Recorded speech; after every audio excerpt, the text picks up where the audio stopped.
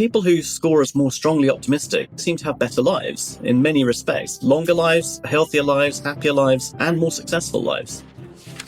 If you kind of take every opportunity you have to advance yourself and you take each of those individually with an optimistic stance, that's what tends to pan out over the long term. Because sure, you'll be wrong sometimes and some things won't work out, but sometimes they do. And over time that accumulates. Optimism is about targeting. It's not just about being relentlessly sunshiny. It's about choosing where you want to increase your ability to see that brighter future.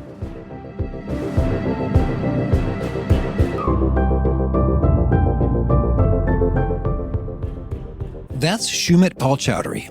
He's the former editor-in-chief of New Scientist and trained as an astrophysicist, worked as a financial journalist, and at the London Business School received a Sloan Fellowship in strategy and leadership. His new book, The Bright Side, How Optimists Change the World and How You Can Be One, shares the power of optimism and how you can harness it to turn your biggest setbacks into opportunities for long-term success. So you'll learn 1, the case for optimism, 2, how to train your brain to become an optimist, and 3, how to direct your optimism to where you need it most. And if you want a quick summary write-up of these actionable takeaways, I recommend you sign up for the free Gold Nugget email newsletter at awesomeatyourjob.com. I'm Pete Mockaitis. This is How to Be Awesome at Your Job.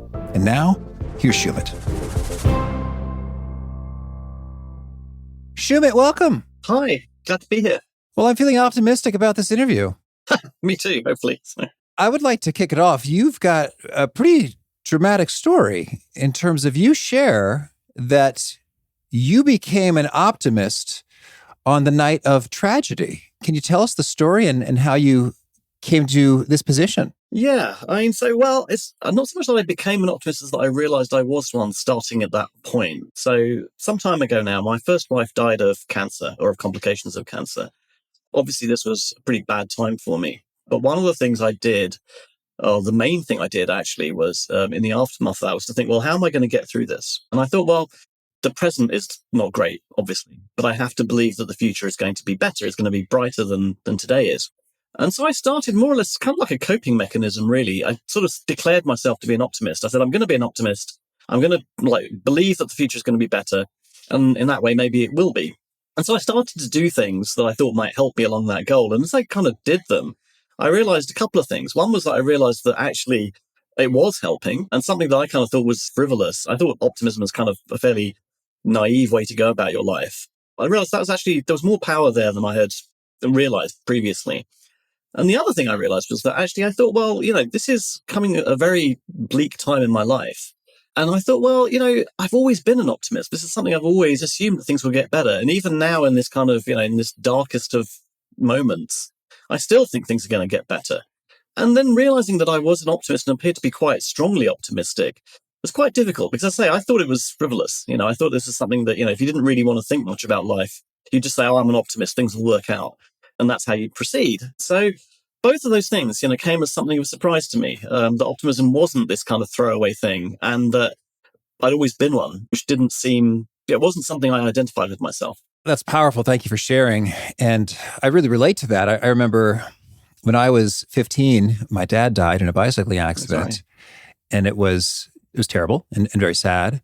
And at the same time, in the mix of my thoughts, I remember thinking, I'm so grateful that I had him for this long, because I just imagined, if he had left me 3 years earlier, I probably could have gotten into some real trouble. Because I had some, wild rebelliousness within me. And so I was grateful for what could have been that was not, looking to the past, and you're looking to the future. Like you believe the future will be better than today. Well, tell us, a lot of reason, fact-based, evidence-based things. Is optimism rational, true, believable, defensible for the skeptic? Well, I'm a science journalist, I should say. That was one of the reasons I found optimism, or identifying as an optimist, to be difficult, because I kind of prided myself on being a critical thinker, or being someone who made all his decisions on the basis of evidence, or at least that's what I thought I was doing, right?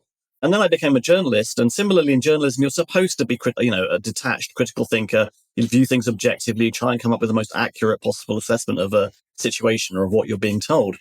And that doesn't sit very well with the idea of optimism as this kind of belief that things will turn out for the better.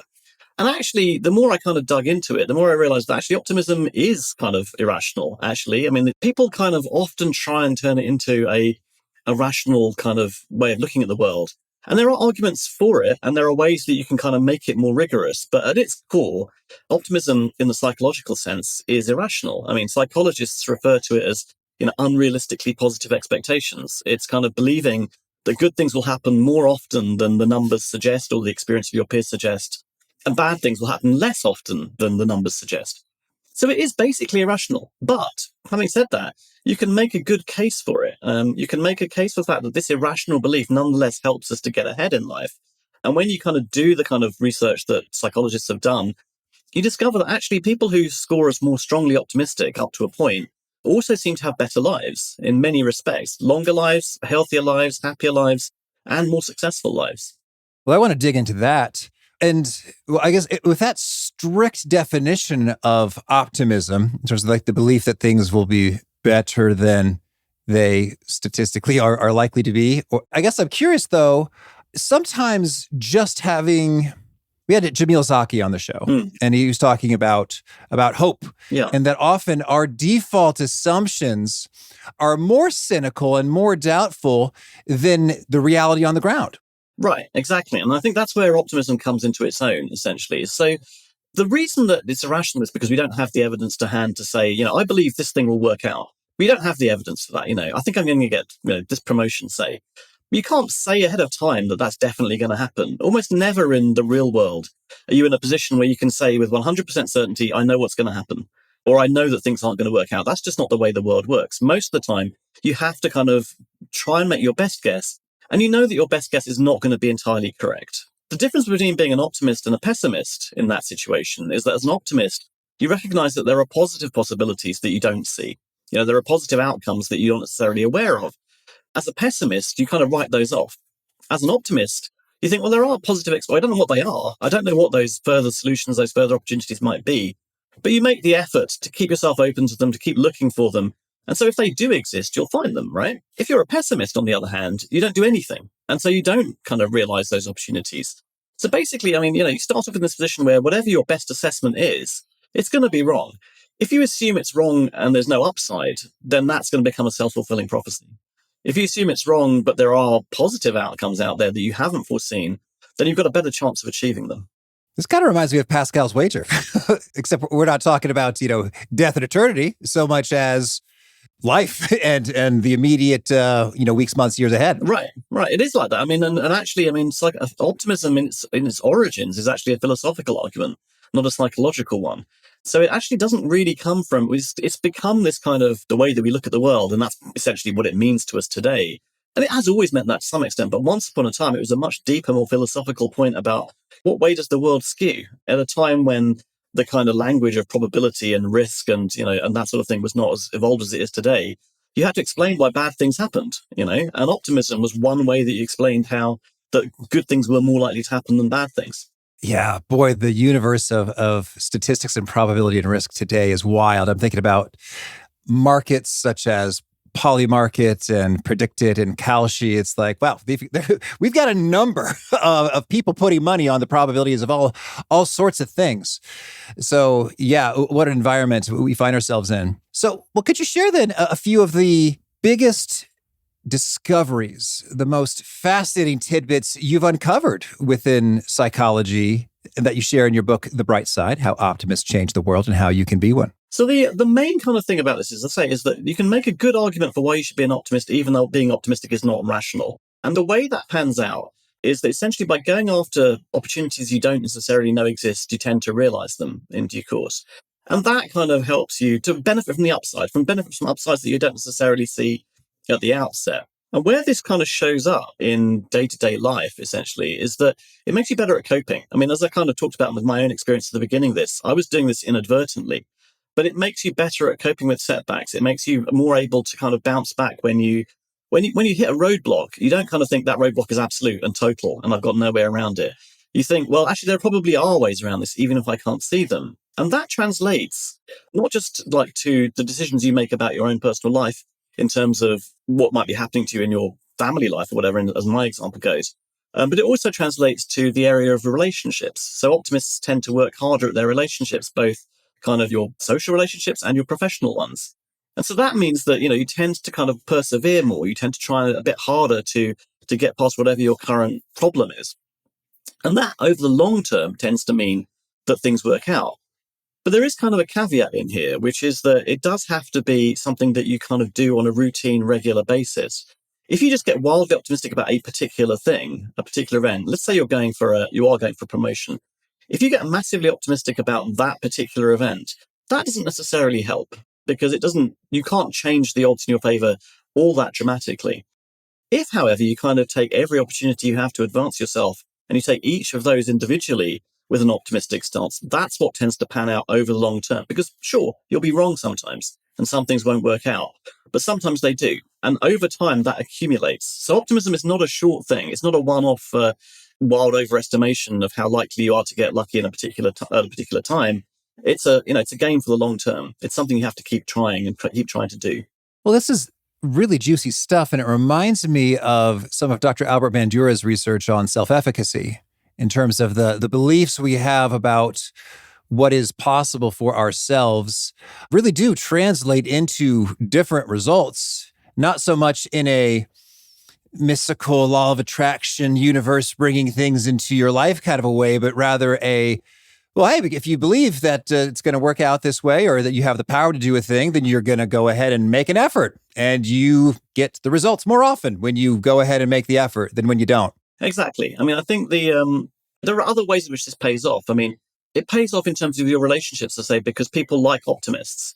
People like people who are willing. And this is not difficult to understand, but I mean, it's clearly who's going to kind of want to hang out with someone who tells you things are going to be terrible, right? I mean, you want to hang out with someone who says things are going to be good. If you follow me, things are going to work out well. But if you kind of adopt that stance and you put in that little bit of extra effort, then you tend to kind of reinforce those relationships. And it works both ways, right? I mean, you develop a stronger relationship, that then becomes a status resource, as it's called, that you can then draw upon. It means that when you kind of come to a point when you need something down the line, you're more able to ring up that person you have that relationship with. You're more able to kind of ask for a favor. You're more able to ask for advice. And those are all the kind of things that gradually over time add up to real material changes in your ability to achieve what you want. Certainly. Well, could you share some fun stories that bring this all to life? So I think the easiest place to see optimism at work at the moment, and you can take this however you like, really, is in the Valley. There's a great, because in the, so optimism is very strongly associated with entrepreneurship and with innovation. I say entrepreneurship, but I mean, essentially anyone who wants to take a chance on doing something new or different requires a certain level of optimism, because at the outset, you can't know that it's going to work out. So whether you're within a company or an organization and you're trying to do something differently, or you're trying to do something on your own, you need some degree of optimism to make it work. And I think there's no kind of more successful example of optimism than the people we see who run the big tech companies at the moment and where they came from. If you take someone like Mark Zuckerberg, he started out coding in his dorm room with a project with what eventually became Facebook. There was no kind of realistic way that you might think at that point in time that this was going to become one of the biggest companies in the world and one of the most powerful companies in the world, and that he would still be single-handedly in charge of that now, that this would be kind of, his pet project. Zuckerberg kind of talks about this in terms of that language of the self-fulfilling prophecy. So he talks about, one of his favorite phrases is that optimists tend to be successful, pessimists tend to be right. And this is the kind of thing about, so if you're a pessimist, you can always kind of just justify this to yourself. You can always say, I was correct about that, because you go and look for the evidence that supports your point of view. You don't do anything to confound it, and therefore you end up being correct that something doesn't work out. If you're an optimist, you tend to ignore that, and you build the thing. You build the multi-billion-dollar company, and you go ahead and do it, even though that's what conventional wisdom says you can do, even though that's not something that someone working out of a dorm room is supposed to be able to achieve. That's kind of where the power of optimism comes in. Mm-hmm. I like it. Could I have another story? So in the story, I tell the story of how I eventually got my job as a new scientist. And it started off, when I was a kid, I was in my dad's office. He took me to work when we were on vacation, when I was on vacation rather, from school. And I found a stack of magazines, New Scientist magazines. So Science magazine, I kind of thought at the time that writing and science were not very compatible occupations, which they, by and large, are not supposed to be. And so I kind of looked at these this stack of magazines. And I asked my dad, like, who looks after this magazine? And he said, the editor does that. And I kind of thought, all right, fine. And this is when I was about 8. I thought, that's the job I want, basically. I like writing. I like science. That's something I can do. And obviously at the age of 8, you don't have any expectation that you're going to be able to make that work, right? Or what that means, essentially. But I clung on to that idea. And so when I kind of went to school, I had to make my choices. I decided I still had this kind of thing in the back of my mind. This is the ultimate job for me, essentially. It wasn't that I wanted to, that I necessarily thought I was going to get it tomorrow, but that was what I was aiming for. So when I came to having to choose between writing and science, initially I chose science because I thought you needed to be a scientist. And I thought that you could be a writer even if you didn't, have the training for that. So I studied science, I studied astrophysics, I did all of that. And then I decided that I would switch to writing, which was kind of this leap into the unknown, essentially, at that point. That was pure unbridled optimism. I thought I could make that work. I had no evidence for it. I had no background in writing. I had no track record. I had no particular expertise in that field. But I thought I'd give it a go. So I did. And as it turns out, I did turn out to be able to make a career in writing. But the most important thing really wasn't that I was necessarily good at that. It was that by looking for ways to advance that career, I eventually lucked into a position where the physics background was very useful, which was in covering finance. From there, I kind of did that for quite a long time. I started a publication through a random opportunity, through someone I met at through networking, carried on doing this. And eventually, after doing that for about a decade, I wrote back to New Scientist and said, can I have a job? And they said, at that point, they kind of said, well, maybe later, maybe if you get some more experience. So I got a bit more experience. I wrote back to them. And ultimately, they gave me a job, a part-time position. It was a 2-day-a-week position that I started out with. And then over time, I built up from there, and eventually I became the editor-in-chief. And the kind of point I was trying to make here is that really, there are a number of ways you can think about this. This was not a case of me saying at the beginning of this, I had the very naive, optimistic view that if I just went out there and did wrote for a couple of years, I would somehow end up at New Scientist and end up in charge.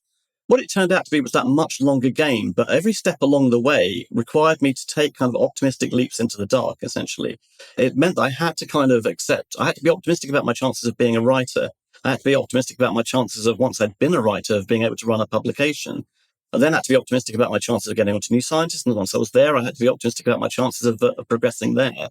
So there's a succession of steps. Each of them involves being open to possibilities that were not obvious at the outset. Each of them is kind of an optimistic journey, a step down this line that eventually ended up with me getting the job that I kind of set out to do 25 odd years earlier. And that's kind of how I got to be here. That's very cool. Congratulations. Thank you. Awesome. So if we think, yes, that's good, I would like some more of that, but it doesn't come so naturally to us, what do we do? So there are a few things you can do. And some of these are given in the book. They're not actually particularly complicated. The main thing is that we don't take the time to do them. So there are a bunch of exercises that people have suggested for how you can make yourself more dispositionally optimistic.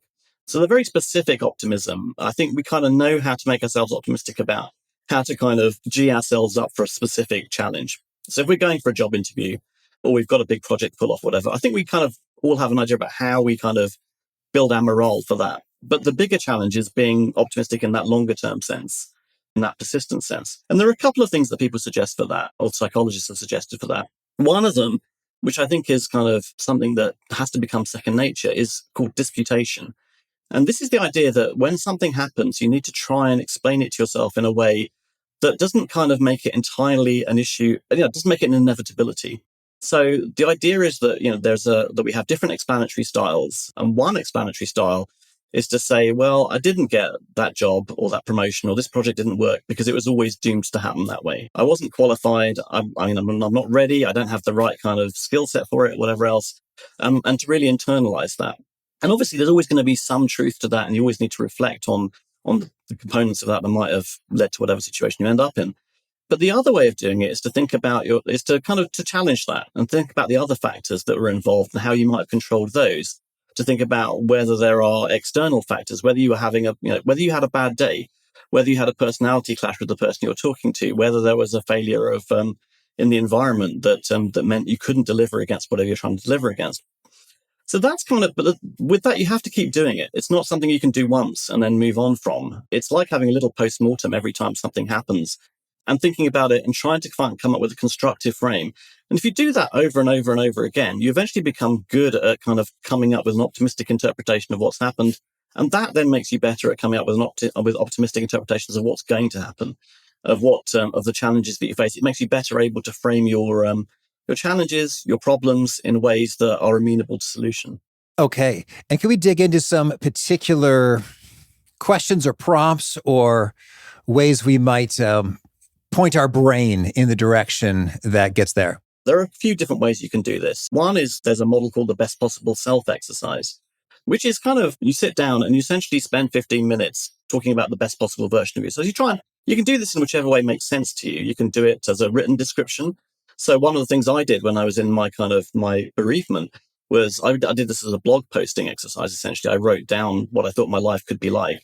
But you can do it that way. You can do it in terms of the things that you want to achieve over various timeframes. You can ask yourself, what success looks like to you. And the idea is to try and do that on a regular basis, to do it something like daily. You spend something like 15 minutes a day doing this for as long as you can manage, essentially. Initially, it helps to kind of do it over a short-term period. So do it for like 2 weeks or so. And then you can do it less frequently over time because, it's a lot of time commitment. The thing about that is it's not something that we never do, but we don't tend to do it very often. And we only tend to do it when we have a particular decision to make, whereas doing it on a regular basis means that you keep kind of front and center in your mind what it is that you're trying to achieve, what it is that you want to do, essentially, rather than getting lost in the fog of the moment or of the everyday. And when you talk about being lost in the fog of the moment or the everyday, if you do find yourself in that zone of sweeping condemnation or despair, do you have any go-to tactics to lift yourself up out of there? I think the one thing that's useful there is to think about the pivotal moments in your life and to think about the what ifs. You kind of mentioned earlier the what if when your father passed. I mean, that's kind of a quite an extreme example. But I think one of the things that's useful to do when you feel like overwhelmed is to think about the what ifs in your own life. Think about the points when things could have gone differently for you. And there's two kind of implications of that. One is the ways in which they went right for you and the ways that your life has gone in the direction that you wanted to. And the other is to think about how you would have reacted if they'd gone a different way. Because usually, particularly with the passage of time, it becomes easier to see that actually whatever happened was not the only thing that could have happened and the only way that things could have worked out. There are other ways that things could have gone that would have been equally satisfying. And you can usually see that with a remove. And that helps you to bring perspective on the current moment. No matter what you kind of look at, if you're looking at the moment right now and you think, I can't see a way out of this, I can't see what happens from here. You've probably felt like this in the past. There are moments in your past when you would have felt like that and things either worked themselves out for the better or how they could have done. And that, I think, gives you perspective. Well, Sumit, tell me, anything else you want to make sure to mention before we hear about some of your favorite things? There's kind of a lot of upsides to optimism. I mean, and they pan out over the long term gradually more than they do in the short term. One of the things about being an optimist, I think you have to be careful not to let it kind of override your basic kind of common sense about how to treat people. I think optimism is a question of directing the optimism that you have. I think if you kind of think about where you're optimistic in your life and where you're maybe not so optimistic, that kind of helps you to identify areas where you might want to concentrate using things like that best possible self exercise, or where you want to kind of think a bit harder about disputing your version of events. It's not that easy to necessarily raise your level of optimism hugely.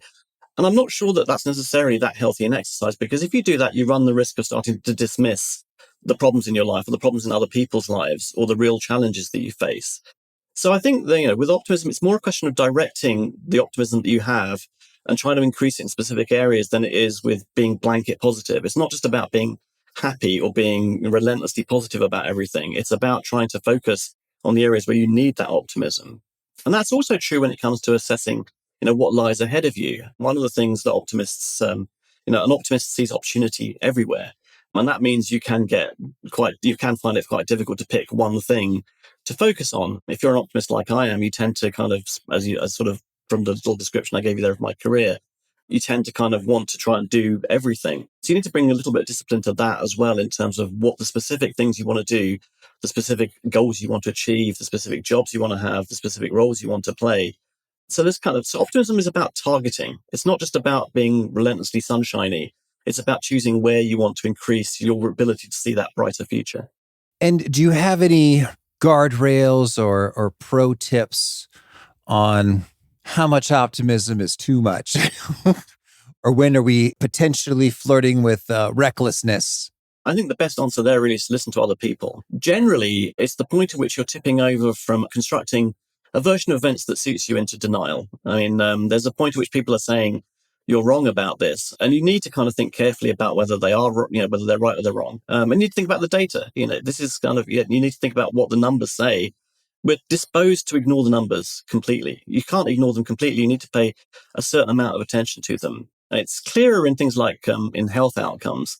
If you smoke 20 cigarettes a day, it doesn't make any difference what you do. You're going to have bad outcomes from that, right? If you take wild financial risks, those are also not going to work out for you in the long term. So there's just a certain degree of remaining grounded and a certain degree of listening to what people are telling you.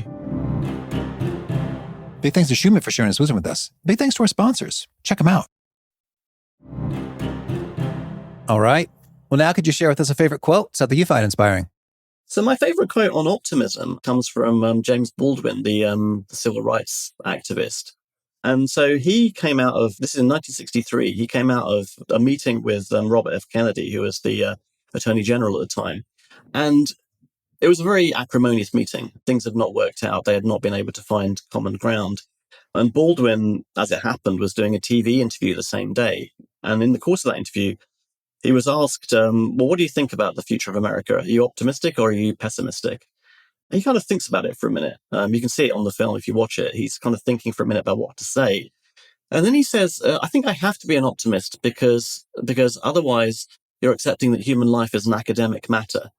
And what he means by that, I think, is that you can't afford to, it goes a little bit back to what you were saying about cynicism, that you can't really afford to say that life is a matter of calculation and about what is bloodlessly correct.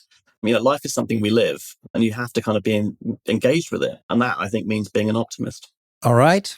And a favorite study or experiment or bit of research? There's one that kind of sticks in my mind quite a bit, which is one by three psychologists called Armour, Massey and Sackett. And that was essentially about what people think about optimism. They basically did an experiment where they say, here are some scenarios that the people are facing. Someone is offered a promotion, someone is asked to organize an event, and a few other things like that.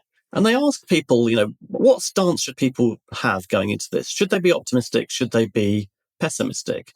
And almost universally across the board with all of these scenarios, the answer is they should be optimistic. And that's kind of very telling because people don't expect realism from others. People don't think that realism is the best way to go into things. People think that optimism is the best way to go into a new challenge. And then it's kind of a rider to that, sort of two, actually. One is the degree to which they prescribe optimism depends on how much control you have over the situation, which is not surprising in some respects. The other one, though, is that they didn't think people were optimistic enough. We almost never think that anybody is going to be optimistic enough, or that we are going to be optimistic enough in dealing with these situations. So there is an enormous kind of psychological weight to optimism, but one that we tend not to allow ourselves when we're in a professional context. We tend not to allow ourselves to express that kind of belief. I think because we think we'll be viewed as naive, or we think we'll be viewed as being unrealistic in some way. But I think it helps to remember that actually almost all the time, everybody thinks optimism is the right way to approach a challenge. And that actually we probably don't make enough use of it. Okay. And a favorite book? The book I would recommend is Candide by Voltaire. An old book, it's published in 1759. The title is Candide or Optimism. And it is a book that sets up two different strands of optimism. It sets up one, which is, I referred to earlier, this kind of grand philosophical version of optimism in which the world is set up a certain way and things must turn out for the right within it. And another which is much more kind of concerned with the here and now and the present moment. And I don't think either of those two kinds of optimism is necessarily correct or incorrect. They're both different kinds of optimism. And I think it helps to think about both of them. The one in which you try and make sense of the world and the one in which you think about what you can do to make your own situation better, what you can do around you. Okay. And a favorite tool, something you use to be awesome at your job? The main tool I would say, the thing that's really made a difference to me in the last few years, given that I'm a knowledge worker essentially, is Roam, which is a personal knowledge management tool. Okay. And a favorite habit? My favorite habit is probably my version of the best possible self, which kind of takes various forms, but I do it over different timescales. So I do one, which is sort of the next month or so. I do one for the next year, and I do one for the next 5 years. The one that actually turns out to be most useful for me, I found, is the 5-year one. When in fact, not because I think the others, they get derailed very quickly. Things I need to do over the course of the next week, like everybody, I set out with my list of things to do. Most of them don't get done. Some of them do. The 5-year one, though, is like the compass needle of, where I need to get to over the long term. And I find that it makes much easier to make all the little course corrections you need to do. I mean, it makes decision making easier when I'm thinking about what I want to be doing in 5 years' time rather than what I want to be doing next week. And if folks want to learn more, get in touch, where would you point them? Best place is my website, which is alternity.com, alternity.com. You'll find more information about me and the book there, and some other resources fairly soon. Not up yet, but they will be shortly. Otherwise, I'm available on LinkedIn. Okay. And do you have a final challenge or call to action for folks looking to be awesome at their jobs? Always stay open to possibility. If you plant many seeds, some of them will grow. If you go out looking for new opportunities, you'll find them. If you stay where you are, if you carry on doing what you're doing, you won't. So keep moving forward. All right. Sumit, thank you. This has been fun. Thank you, Pete. Thank you.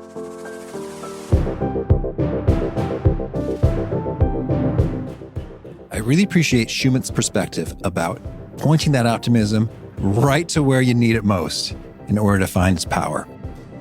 So much goodness is unlocked when we are thoughtful, mindful about where to direct the thoughts and the cool things that could unfold as a result. Science is on its side. Great stuff from Sumit. If you want the show notes or transcript or links to items that we referenced, please visit us at awesomeatyourjob.com/EP1051. Hope to catch you next time, and peace.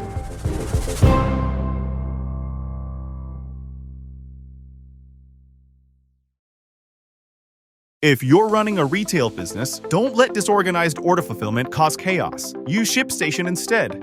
From running a business out of your garage to multiple warehouses, ShipStation is ideal for every phase of your growth. Save time with one login for all your stores and by automating tasks. Plus, you'll get the best shipping rates from global carriers. Calm the chaos with the shipping software that delivers. Start a free trial at shipstation.com/audio. That's shipstation.com/audio.